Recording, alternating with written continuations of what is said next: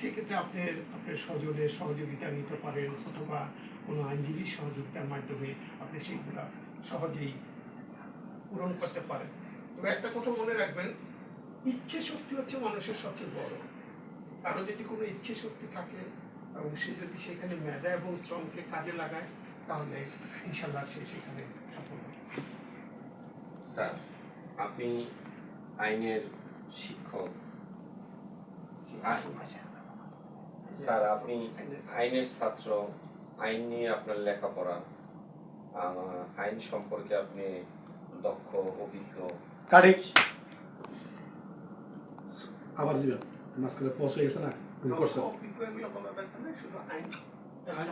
আইনের স্টুডেন্ট। কাটবো? হ্যাঁ গাড়ি, হ্যাঁ কাটছি। Rolling Shakil roll, rolling master roll. 5 4 3 2 1 0 action. Sir, আপনি আইনের ছাত্র, আপনার কাছে জানতে চাইব যে আমাদের দেশে উদ্যোক্তাদের মধ্যে যখন কোনো একটি পণ্য উৎপাদন শুরু করে, প্রথমেই বেশিরভাগ উদ্যোক্তার মধ্যে নকলের প্রবণতা বেশি, ভেজালের প্রবণতা বেশি। আজকে ভেজাল রোধ বিভিন্নভাবে মোবাইল কোর্ট হচ্ছে, কিন্তু ন্যাচারালি আমাদের ভিতর থেকে যতদিন পর্যন্ত আমরা মনুষ্যত্বতে না হবে যে আমরা ভালো প্রোডাক্ট করবো, এই যে প্রতিযোগিতা, মন্দের প্রতিযোগিতা, সেটাকে ভালোর দিকে নিয়ে যাওয়ার জন্য আপনার পরামর্শ কি?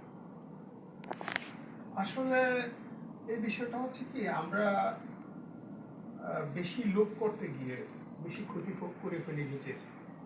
কারণ আমরা যখন দেখি কোনো একটা পণ্যের খুব বাজারে ভালো চাহিদা, তখন নিজের জিনিসটার